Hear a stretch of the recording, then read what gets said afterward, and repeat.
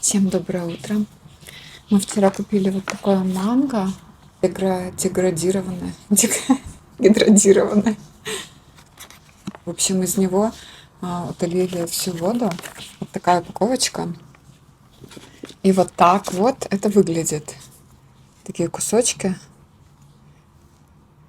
И знаете, сколько я живу в Таиланде, ни разу не покупала вот такие штучки. Мне казалось, что какая-то фигня. Но оно такое вкусное. Оно, знаете, рассыпается во рту, как будто вот эта бомбочка для ванны, но при этом весь вкус и кислинка и сладость манго, все это сохраняется. Очень вкусно, не знаю, почему никогда не покупала. И в магазине я попробовала такой же дуриан, тоже очень вкусно. И теперь я пробую всякие местные вот такие хрустики. Еще взяла вот такие конфетки с манго, тоже очень классные, особенно вечером классно с ними пить чай, какой-нибудь Эрл Грей или мятный. Вот с такими конфетками. Они выглядят как желешка, такая плотненькая желешка, но прям вот со вкусом манго. Наверное, конечно, тут химия, но очень вкусно. Ну и раз уж я показываю вам всякие свои вкусняшечки, очень нравятся мне вот такие бананчики. Последние герои. Эти бананы без сахара. Есть точно такие же бананы с добавлением меда, но вот именно вот эти без добавления меда очень вкусные. Поэтому сейчас пьем кофе, завтракаем и поедем куда-то в город. Супругу нужно подстричься. Я хотела купить футболочку, отправить ее сыну. И беру вас с собой. Помыла голову. Все, пьем кофе и собираемся. Прокодировать, типа установить их прошивку, их эквалайзер. Это чтобы музыка, да, получше была? Да. Ну, вроде как музыка и так хорошая. Она не становится лучше, она не становится хуже, она становится другой. Ты просто меняешь звучание, там, по сути, эквалайзер. У тебя же оборудование то же самое остается, колонки те же самые, просто меняешь их настройки. И как бы не всем это нравится, на самом деле. 50% говорит, что типа да, стало лучше, но подозреваю, что это просто эффект стало по-другому, вот и все. 50% говорит, что мне не нравится, возвращается на обратные настройки. На мой взгляд, играет нормально играет. Нормально. Я бы не назвал, что какой-то сочная, мощная, объемная музыка, звук. Нет, но она играет так, что в долгой дороге оно не утомит. И это важно в машине, в машинном звучании. Возможно, так и настраивалось. Все, вот с таким звучанием можно ехать часами, и оно не будет утомлять тебя. В Бангкоке дороги никогда не бывают пустыми. Даже когда ты стоишь в пробке, ты все равно движешься вместе с городом. Мотоциклы, машины, эстакады – все сплетается в один поток. И если перестать спешить, этот хаос вдруг становится спокойным. Елку разбирают уже. Тут на первом этаже, в самом центре, есть такая классная кофейня, где подаются очень красивые десерты. Вероятно, потому что в здании Central World кулинарная школа Le Cordon Bleu. Не знаю, связано с этим как-то или нет, но, вероятно, тут работают шеф-повара, которые именно обучались в этих заведениях. И это десерты явно авторские, и они совсем не дешевые. Обратите внимание на ценники. Если попробовать переводить в рубли, это будет прям очень-очень дорого. Как по мне, так это какая-то аналогия Цедриха Гроле. Не знаю, может, я не права. Но вот, смотрите, какие аппетитные, с лепестками роз. Кстати, я часто слышала такое утверждение, что десерты, выпечка, торты в Таиланде прям низкого качества. Я с этим готова поспорить, наверное, смотря где выбирать. Это ТЦшка, место притяжения туристов, и, судя по количеству народу, сейчас самый-самый высокий туристический сезон. В общем, ту футболочку, которую я хотела купить, нету, к сожалению. Куда-то они переехали. И тогда, получается, весь мой план рушится. Наверное, погуляю, тогда тут похожу. Не помню, рассказывала я вам раньше или нет, но я родилась не в таком большом российском городке, в городе Хабаровск. Потом мы несколько раз переезжали, и только когда мне было уже, наверное, лет 23-24 года, мы переехали в Москву. И после Хабаровска, конечно, московские торговые центры казались такими огромными и необъятными. И тем не менее, после Москвы этот торговый центр оказался просто невероятно большим. Но сейчас я уже в нем хорошо ориентируюсь, знаю, где какие отделы, и в принципе он не кажется таким большим. Тут я решила зайти в H&M Home. Я вообще люблю такие магазинчики, где что-то для дома, для уюта продается. По местным меркам H&M Home, конечно, не бюджетненький магазин. То есть, если мы привыкли раньше в России, H&M это всегда что-то было, бюджетное. Одежда, да, товары для дома, то тут, возможно, с нынешним курсом, цены немножечко такие кусачие.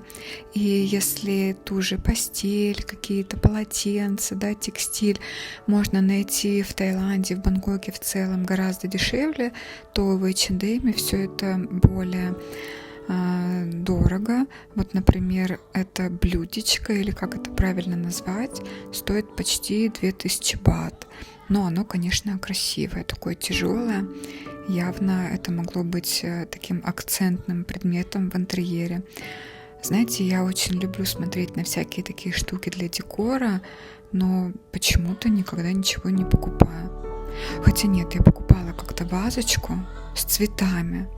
Вот как здесь, например, тоже продается ваза с цветами уже, и стоит она 2800 бат. И тут такие красивые цветочные композиции, а на самом деле классно. Я помню, пришла как-то домой с этой вазой, их еще так запаковывают ответственно в пленку, в пакет, в другой пакет. Я пришла домой и думала, что, может быть, это как стабилизированные цветы, но оказалось, что это свежие. По крайней мере, в Таиланде, я думаю, вы знаете, не так все классно с какими-то цветочными композициями, то вот здесь покупать такие букеты можно очень-очень изящные. Вообще люблю H&M, тут столько разных мелочей, штук для декора, даже просто ходишь, вдохновляешься, вроде бы тебе все хочется, но зачем? Непонятно, и куда ставить непонятно. У меня еще как-то вот трудности, чтобы не захламить интерьер какими-то разными деталями. Вот этот букет, кстати, 2500 бат. Он уже попроще, но тоже смотрите, какой интересный.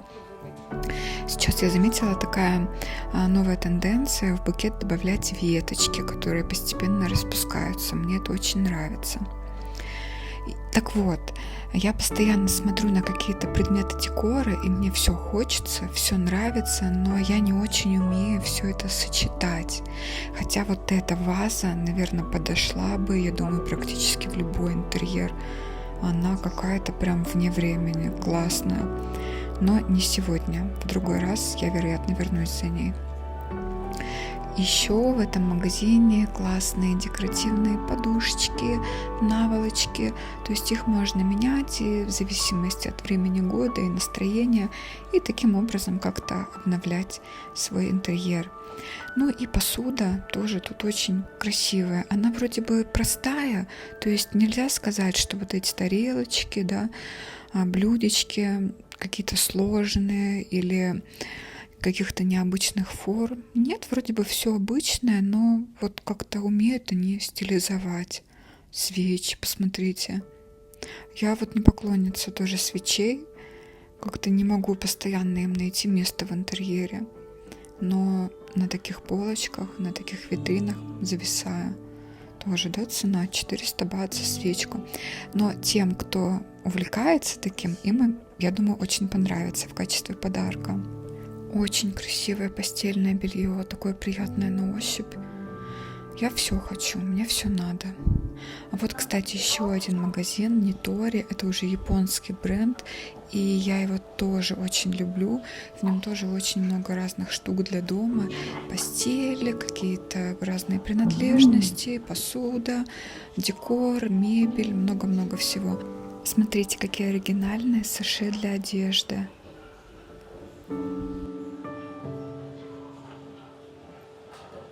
Вот эти уже нельзя попробовать запах понюхать, но так эстетично выглядят.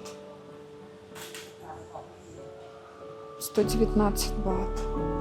А нет, можно попробовать. Вот они. Так на вешалочку раз повесили. Классно. Нитори — это крупный бренд, который существует с конца 1960-х годов и стал одним из самых популярных ритейлеров в Японии именно с концепцией улучшить повседневную жизнь людей качественными и удобными вещами для интерьера, ну, как аналог шведской Икеи. В Бангкоке Нитори активно расширяет свое присутствие, и здесь уже несколько магазинов с большим выбором мебели, текстиля, аксессуаров, предметов декора, и среди них Нитори Central World, One Bangkok, Central Westgate. У бренда часто упор на удобство, функциональность и доступную цену. Многие товары хорошо подходят для современных квартир, где нужно сочетать стиль с практичностью. В Таиланде Нитори особенно популярен среди тех, кто хочет японского качества и дизайна. Для этого не обязательно ездить в Японию. Все можно найти прямо в Бангкоке. Ну и вдоволь налазившись по торговому центру, мы решили зайти покушать в ресторан Суширо, благо очередь была небольшая, забронировали заранее, ждали 35 минут, и вот мы уже сидим за столом, кушаем наши любимые роллы. Я подробно рассказывала про ресторан Суширо в других моих видео, можете посмотреть вот здесь. Это наш любимый ресторан, сюда мы возвращаемся постоянно. Ну вот такой день у нас получился. Погуляли по Central World, зашли покушали в Суширо. И вот супруг купил такие булочки. Тут мне захотелось подснять для вас немножечко красивого ночного Бангкока. Ведь ночью Бангкок становится другим, менее шумным, но не менее живым. Огни отражаются в стекле, дороги тянутся вперед, и город будто дышит ровнее. Днем здесь все спешат, а ночью просто едут. Машины, мотоциклы, неон, чьи-то разговоры и ощущение, что ты внутри большого фильма.